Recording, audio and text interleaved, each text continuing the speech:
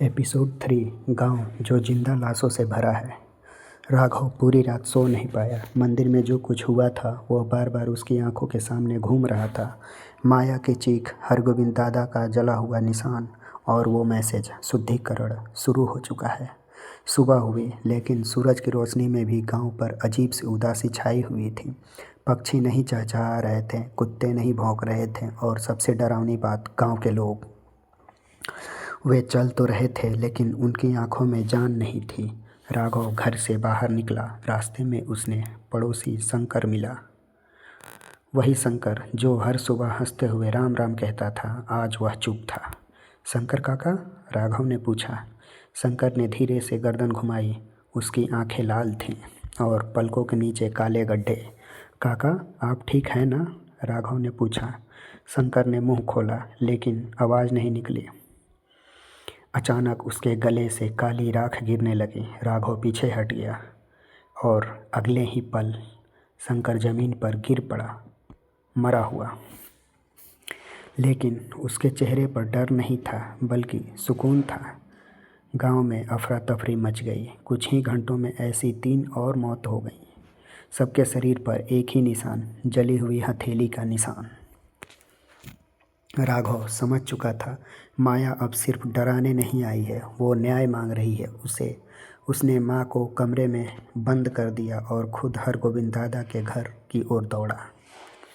दादा बिस्तर पर पड़े थे, आंखें खुली हुई, लेकिन बहुत कमज़ोर। दादा, गांव में लोग मर रहे हैं, राघव बोला।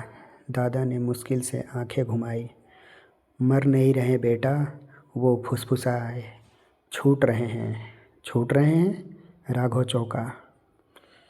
दादा ने कांपते हाथों से राघव का हाथ पकड़ा। माया किसी निर्दोष को नहीं छुएगी।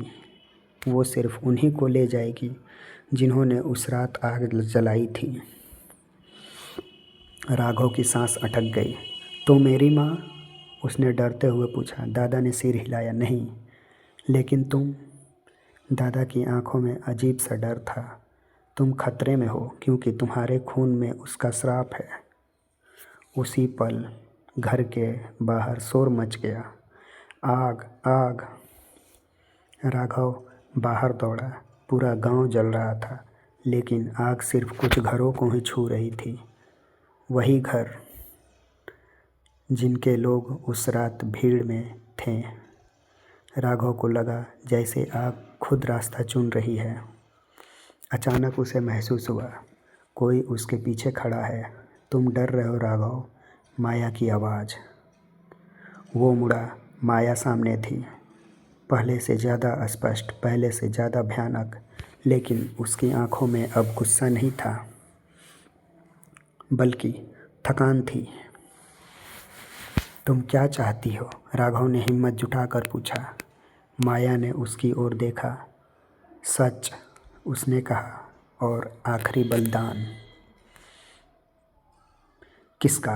राघव की आवाज़ कांप गई। माया ने अपना जला हुआ हाथ उठाया और राघव के सीने की ओर इशारा किया। तुम्हारा। राघव के पैरों तले जमीन खिसक गई। लेकिन मैंने कुछ नहीं किया है, वो चिल्लाया। माया करीब आई। तुम्हारे पिता ने मुझे आग दी थी और तुमने मुझे खून। राघव को अचानक याद आया, मंदिर में गिराया गया उसका खून। उसने माया को खुद से बांध लिया था। एक ही तरीका है। माया बोली। या तो तुम मरोगे या फिर सच्चाई सबके सामने लाओगे। कौन सी सच्चाई? राघव ने पूछा। माया का चेहरा अचानक बदल गया। गांव में एक है जो आज भी जिंदा है और जिसने आग सबसे पहले जलाई थी। कौन? राघव चीखा।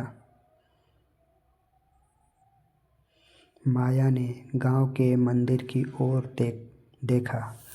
पुजारी। राघव का दिल बैठ गया। वह पुजारी जिसे सब भगवान का आदमी मानते हैं। उसी रात राघव मंदिर पहुंचा। पुजारी अकेला बैठा मंत्र पढ़ रहा था। अब बहुत देर हो चुकी है, राघव बोला। पुजारी मुस्कुराया। माया तुम्हें भेज चुकी है ना? राघव सन्न रह गया। तो आप जानते थे? पुजारी हंसा। मैंने ही भीड़ को उकसाया था। डर बिकता है बेटा, और मैं उसी का व्यापारी हूँ। तभी मंदिर का दरवाज़ा अपने आप बंद हो गया। हवा गर्म हो गई। दियों की लौ नीली पड़ गई। माया प्रकट हुई। इस बार पूरी ताकत में अब न्याय होगा, उसकी आवाज़ गूंजी। पुजारी चीखने लगा। नहीं, मैंने सिर्फ डर दिखाया था। माया ने उसे पकड़ लिया। आग भड़की। राघव आंखें बंद कर चुका था। जब उसने आंखें खोली, मंदिर में सिर्फ राख थी। और माया वो राघव के सामने खड़ी थी। एक आखिरी काम बाकी है, उसने कहा। और वो तुम्हारा फैसला। आसमान में बिजली कड़क उठी। गांव की किस्मत अब राघव के हाथ में थी।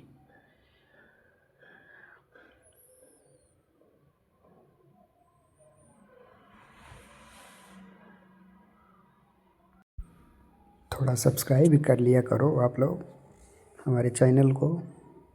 अच्छे अच्छे आपको स्टोरी सुनाएंगे।